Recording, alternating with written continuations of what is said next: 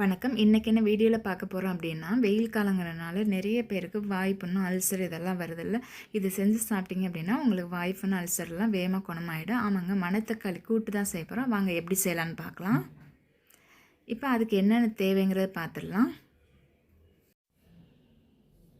அதுக்கு வந்து நான் ஒரு 10 சாம்பார் வெங்காயம் உரிச்சிட்டு நான் கட் பண்ணி எடுத்து வச்சுருக்கேன். அது கூடவே வந்து ஒரு மீடியம் சைஸ் தக்காளி கட் பண்ணி எடுத்து வச்சுருக்கேன். இப்போ இது கூட வந்து 2 பச்சை மிளகாய் நான் சின்னதாக இருக்கும் 2 எடுத்துருக்கேன். பெருசாக இருந்தால் நீங்கள் 1 எடுத்துக்கோங்க.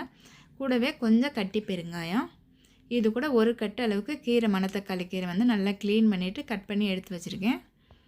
இப்போ ஒரு 100 கிராம் பருப்பு அளவுக்கு நல்லா கழுவிட்டு ஒரு 10 நிமிஷம் ஊற வச்சுருக்கேன் பருப்பை. இப்போ இது எல்லாத்தையுமே நம்ம குக்கரில் சேர்த்துடலாம். குக்கரை எடுத்துக்கலாம். இப்போ இது கூட வந்து நம்ம ஊற வச்ச பருப்பையும் சேர்த்துடுங்க. இது கூட நம்ம கட் பண்ணி வச்சுருக்க வெங்காயம், தக்காளி, பச்சை மிளகாய், பெருங்காயம் எல்லாத்தையுமே சேர்த்துடுங்க. கீரையும் இது கூட நம்ம சேர்த்துடலாம்.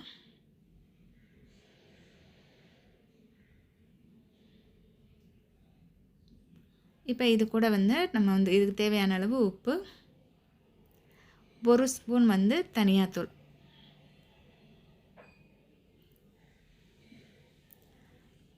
ஒரு 1/4 டீஸ்பூன் அளவுக்கு மிளகாத்தூள். ரொம்ப மிளகாத்தூள் சேர்க்காதே, கொஞ்சமாக மிளகாத்தூள், கொஞ்சம் மஞ்சத்தூள், கூடவே இதுக்கு தேவையான அளவுக்கு தண்ணி சேர்த்துடலாம். தண்ணி எந்த அளவுக்கு சேர்க்கணும் அப்படின்னா, நீங்கள் எந்த இதுகிட்ட பருப்பு எடுத்தீங்களோ அந்த அளவுக்கு 4 மடங்கு தண்ணி எடுத்துக்கோங்க.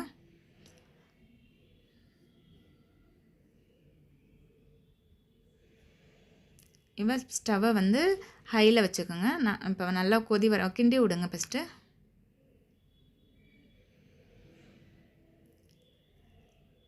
இப்போ நல்லா ஒரு கொதி வரட்டும், நல்லா ஹையில் வச்சுடுங்க.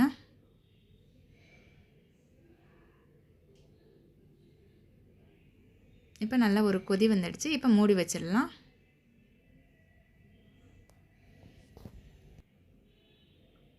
இப்போ மூடிட்டு 2 விசில் வச்சு எடுத்துக்கோங்க. இப்போ 2 விசில் வச்சு எடுத்தால் ப்ரெஷர் போனவொன்னே ஓப்பன் பண்ணிக்கலாம். இப்போ நமக்கு நல்லா கீரை எல்லாம் வெந்துடுச்சு, பருப்பும் வெந்துடுச்சு. இப்போ நம்ம வந்து ஒரு கரண்டி வச்சு சும்மா கிண்டி விடுங்க, மசிச்ச மாட்டோம்.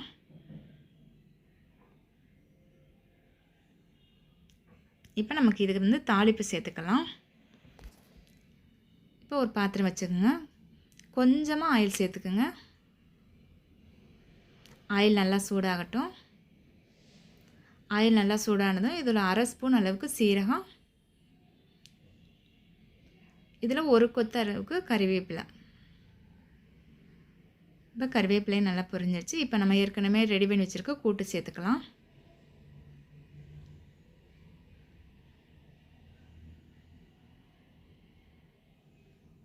இப்போ நல்லா கிண்டி விடுங்க. ஸ்டவ் ஆஃப் பண்ணிவிடுங்க.